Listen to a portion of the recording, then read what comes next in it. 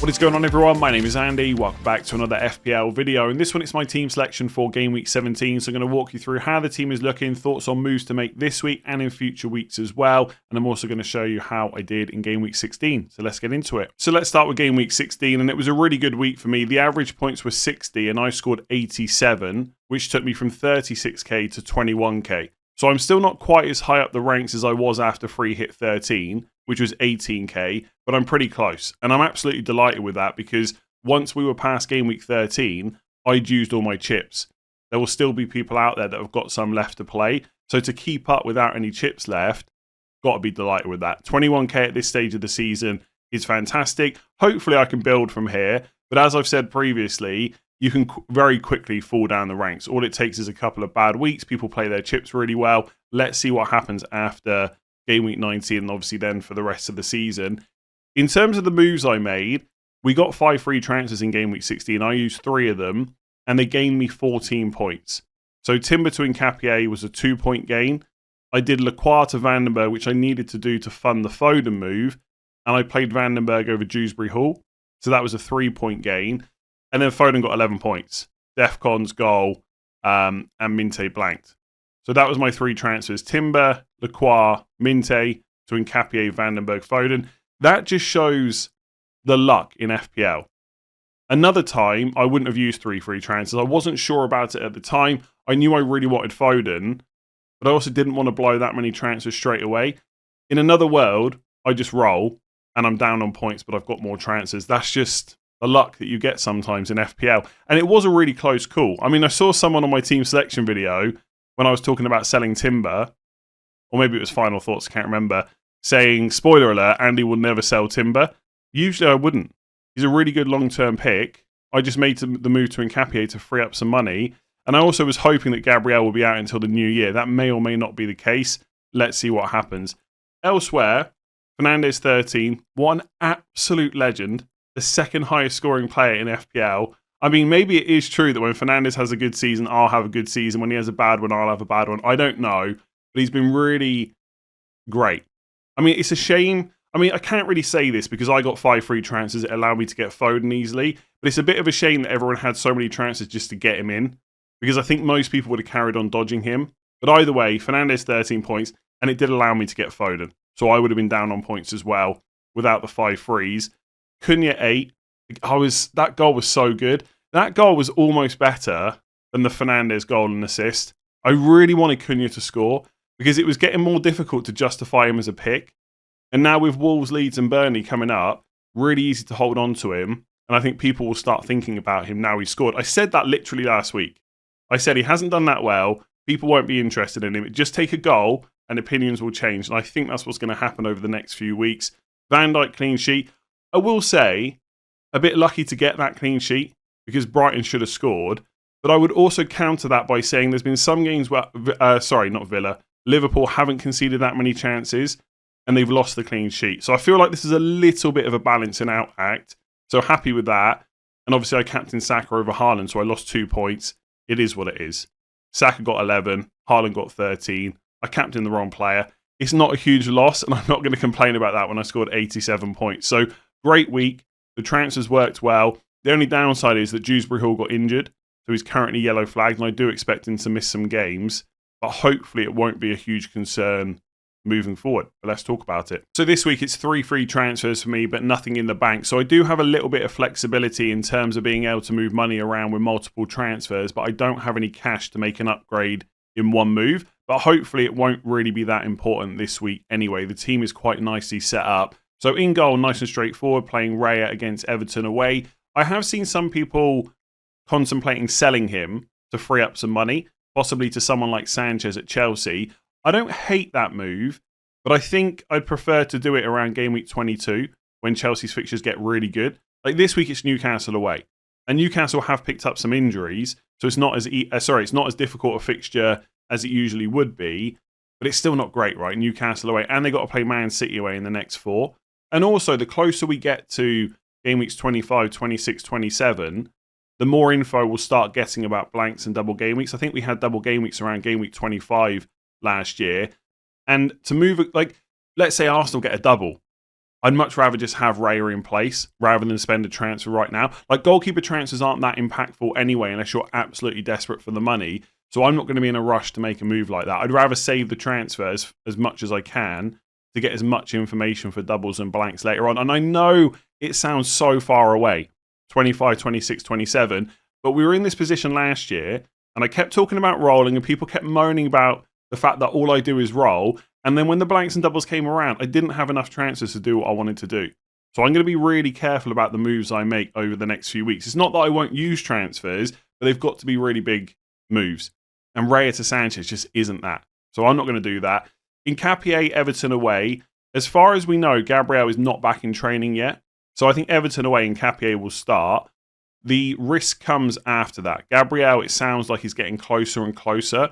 So maybe game week 18, potentially game week 19 against Villa at home. That might be where they're looking to bring him back for. So Nketiah is a worry in terms of, I know he's not a long-term pick, but until he's a problem, I'm probably just going to keep him for the next few game weeks. So Everton away is kind of okay. And I know he'll play. We know Arteta doesn't trust Lewis Skelly, so it's going to be Calafiori left back, Timber right back, Saliba and Nketiah centre back. So he will play, and he's all right for DEFCONs as well. So he stays. Van Dijk, Spurs away. I've got Vandenberg for Brentford against Wolves away. Now, I know a lot of people are going to tell me to play him. My gut feeling is I shouldn't do that. I know Wolves is a good fixture, even away from home, but it's not like Brentford are this watertight defence. I think I'd rather play Van Dijk against Spurs away, potential goal threat, even if he doesn't get the clean sheet. Anderson in a home game against Forest, and then I've got to play Senesi against Burnley. So the only, Senesi's easy. He's good for DEFCONs. He's got a great fixture, great clean sheet odds. He definitely plays. And I probably sell him in the coming weeks, but not this week. Do I play Vandenberg over Van Dijk or Anderson? My gut feeling is I just play the two I've got. Like, could Liverpool go away to Spurs and get a clean sheet? There's some potential there. The clean sheet odds are not as good as Brentford's against Wolves, but they're not awful. And then you've got goal threat as well. I think there is probably a little bit of psychological bias towards Van Dijk in that he's quite expensive. It's always difficult to bench expensive players. But also, because I've had him since game week 4 and not had a goal from him yet, there is a little bit, and this is not how you should necessarily play the game, but I'm human. There's a little bit of, what if I bench him when he finally scores? So for me, like, if it was City away or Arsenal away, I'd bench him. But Spurs is not at the same level. So I'm going to play him. So really, it's Vandenberg versus Anderson. I'm going to play the guy at home, who's also pretty good for defensive contributions. It's not the worst thing to have a good bench option in case someone gets injured after the deadline. So, yeah, I'm going to probably bench Vandenberg, but I reserve the right to change my mind. Defensively, no moves this week.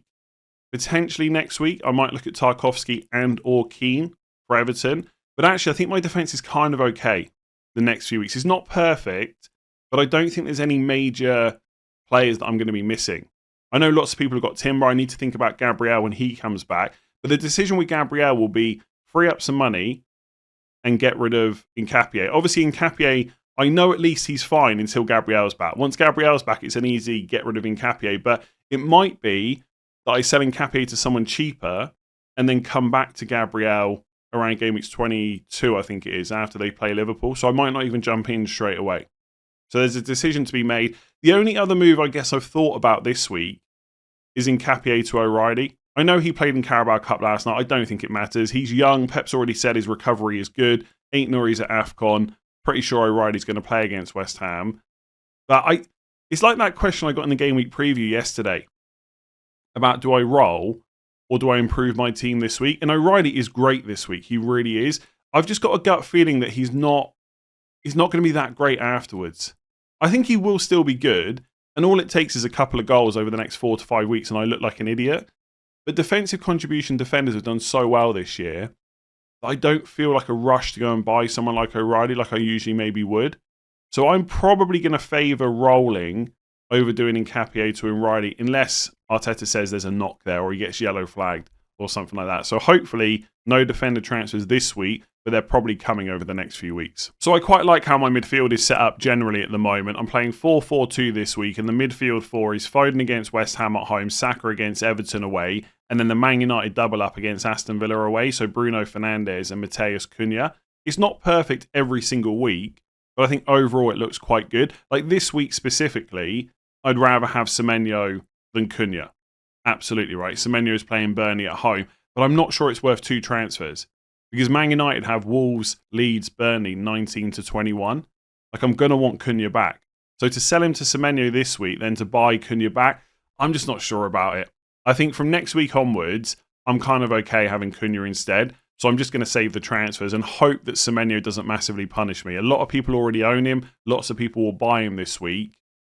It is what it is. Sometimes you're not going to have the perfect team every single game week. And also, Cunha's a massive differential. And even despite the goal against Bournemouth last week, he's been brought by less people than Eze this week. And Eze, in my opinion, is not a great pick right now. So he's a huge differential. No one's really buying him. Villa away and Newcastle at home's not easy. But Cunha's probably Man United's best goal threat right now with Mbeumo at African Cup of Nations. And I think with Mbeumo and Ahmad going, yes, it will make Man United weaker, but I don't think they're just going to stop scoring goals completely. So I quite like Cunha, and I'm happy to have him. I'm not going to sell him this week. Dewsbury Hall on the bench. I was always planning to bench him this week, and second bench at that behind Vandenberg. So the yellow flag, which will probably turn into a red flag after the press conference, is not a huge issue this week. I'm not sure what to do with him yet. I want to wait and see what David Moyes says, because Everton's fixtures are pretty good from 18 onwards for quite a while, and we don't know how bad the injury is. So 18, they've got Burnley away, Forest away, Brentford at home, Wolves at home, Villa away, Leeds at home. If Moyes came out and said he's going to miss a few games, like Arsenal and Burnley, and then maybe back in the new year, so like the Brentford at home game in game week 20 is 4th of January, if he was back for that, I'd probably keep him, honestly, and just play 4 at the back instead for a few weeks. I just don't see a huge issue with that, because if he's back by 20, Brentford at home, Wolves at home, Villa away, Leeds at home is great for a player that only cost me 5 million. So I'm not necessarily in a rush to sell him, even if he's out this week. Even if David Moyes says he's out for months, I will not sell him this week. I don't think. I mean, the Saka out move is an option, like Saka to Semenyo and then use the money to upgrade Dewsbury Hall, but it'd have to be someone like Szoboszlai against Spurs away, who's also 1 yellow card away from suspension. Like, imagine if I bring him in against Spurs, then he's suspended for Wolves. That just sucks. So I don't want to do that. Sharda maybe for Wolves, but I don't know. Like, I think it's fine.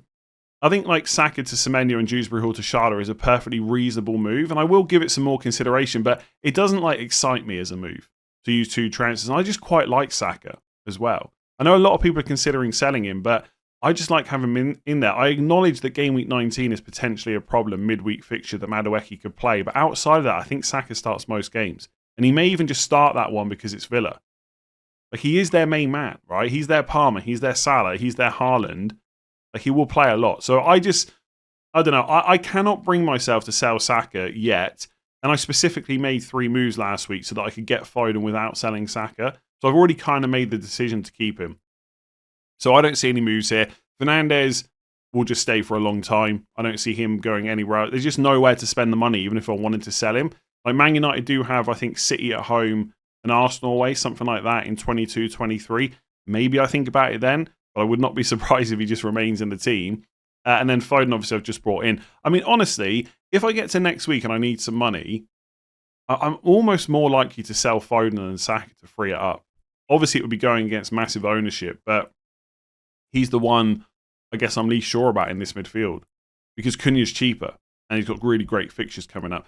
Either way, it doesn't matter. I'm keeping Foden for West Ham at home, and I'll probably keep him for the foreseeable as well. Ideally for me, Gabriel's not back until January at the earliest, because then I can just keep playing in Capier, and I'm kind of okay with playing him against people that have got Timber. And Gabriel, like, last couple of weeks, I've been talking a lot about Foden. Once Foden's in, I don't need to worry about any other attackers. And there's lots of good attackers right now, like Ekitike, Bowen, but I'm not worried about them. Other people will buy them. That's absolutely fine. I'm not going to be sat there every week worried about it. With Foden, I was. The next player that I'm going to be worried about is Gabriel, because we know how good he can be. And we can all sit here and say, well, it's Bournemouth away, Liverpool at home, so we can just wait until afterwards. You know what he's like. He'll probably score in both games. And if not, he'll get DEFCON's bonus, etc. So he's the next player I need to worry about. And it's just about when and how I get him in.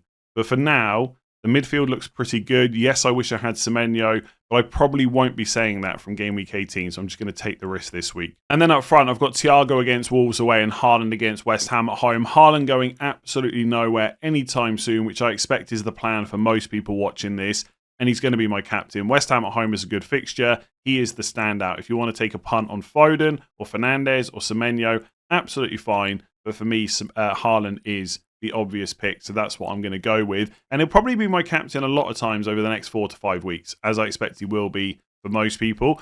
The next time I'll really think about it is probably game week 19, where Fernandes has got Wolves at home. Bearing in mind he got 18 points in the reverse fixture, and that week Haaland has got Sunderland away.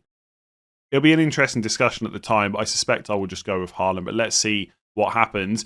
With THIAGO, he wasn't in the squad for Brentford last night, and I've actually just noticed that he's been yellow flagged. So Keith Andrews specifically mentioned that they had some knocks to THIAGO and Henderson, and with Dango Utara away at African Cup of Nations, they didn't want to take a risk with THIAGO. So that's why he's not yellow flagged in my graphic, because I've literally only just seen it. I think THIAGO will play. Basically, THIAGO has not featured from the start in any midweek game so far this season. So Carabao Cup, he's either not been in the squad like last night, or he's been benched. And against Arsenal in game week 14, he was also benched. So they are obviously not willing to risk playing him 3 games in a week. Now, that's good for...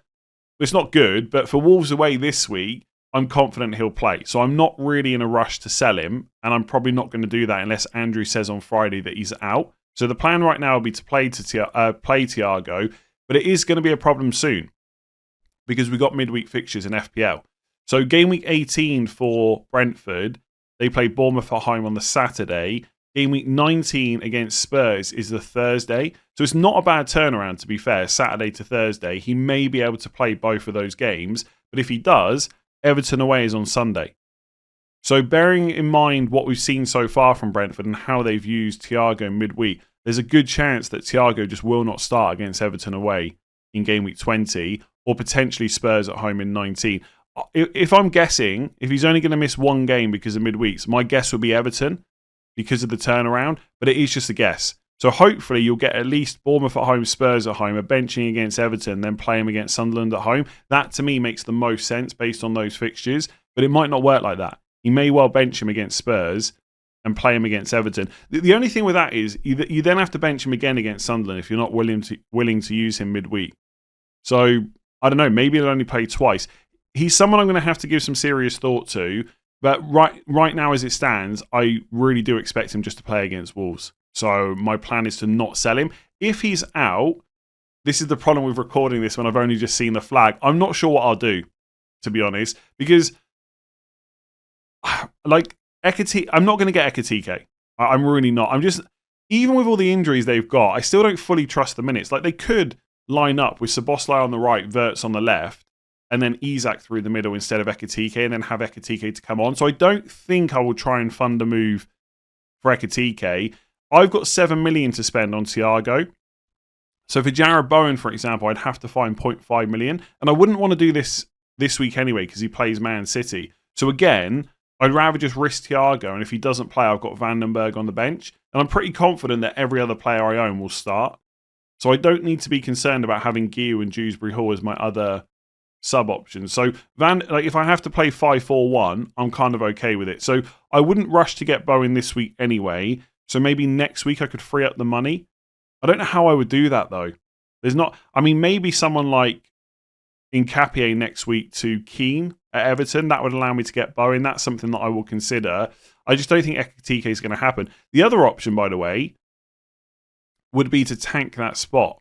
Now, I don't see me doing this, but maybe if THIAGO was out, it would give me the option. Go to someone like Marshall at West Ham, because I'm never going to want to triple up on West Ham anytime soon. And then I've got 2.7 million to spend. So Dewsbury Hall up to a 7.7. Let's say that Szoboszlai, let's say I don't do it this week and I think about it next week instead, and Szoboszlai's not got yellow carded against Spurs and he's fit for Wolves at home, I get Szoboszlai in that spot. And then that also gives me another million to think about my defence. So maybe I just play 4-5-1 or 5-4-1 more often. I don't know. I just don't like tanking. I don't mind tanking one spot. And again, I've had no problems with that whatsoever since I did it. But to tank a second forward spot, it's definitely 2 free transfers to get back to a playing player. So I'm not sure how comfortable I am with doing that. This is the problem with forwards. There's just nobody I want. Like, Bowen is okay over Christmas. He's probably who I would fund next week. But that's about it, really. Ekitike, I think, is just going to be too expensive for me. And once we're past Wolves and Leeds, I'm not that bothered about him. Like Fulham away, Arsenal away. João Pedro, no. Mateta, I mean, he keeps getting subbed at 60.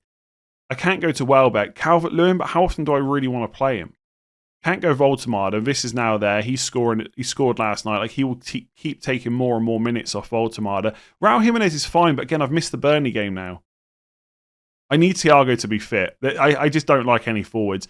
I think the plan, play THIAGO because I'm pretty sure he's going to be fine. If he's not, Vandenberg comes on and I deal with it in game week 18 with 4 free transfers and I probably get Jarrod Bowen. And maybe I don't sell a defender. Maybe I sell Saka. Like, that could be... Maybe next week I'll make a triple move. Like, for example, although it would suck to have missed the Burnley game for Semenyo, but potentially, right, to get Bowen in, I could do something like Saka to... Let's just say Szoboszlai is the example. If he's got Wolves at home, Leeds at home, and then Dewsbury, I've got 8 million to spend. I'm not even sure where I would spend that, though. Maybe someone like Sharda, possibly. Although bringing him in after Wolves kind of sucks. There must be another player that I'm not thinking about here that everyone's looking to bring in soon.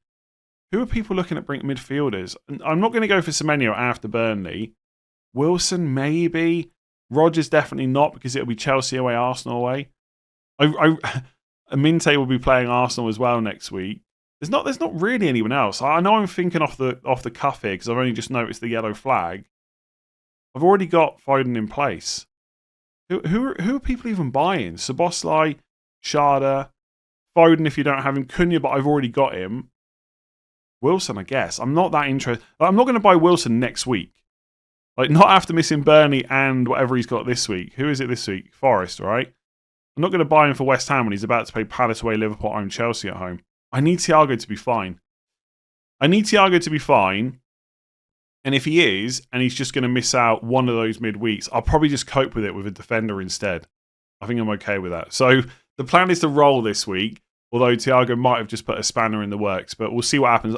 I just don't see me selling him this week. I just don't think there's anyone I want. Bowen would be the one because he's only 0.5 million more and the fixtures are quite good coming up. So I really want to roll to 4 transfers. I didn't really want to have to use 3 last week, but I felt I needed to with Foden without having to sell Saka. So getting back to 4 next week will leave me in a really good position. And maybe I just make a defender move and maybe THIAGO's absolutely fine. We'll wait and see. Thanks for watching. If you enjoyed it, make sure to give it a like and hit that subscribe button. I'll catch you tomorrow for final thoughts.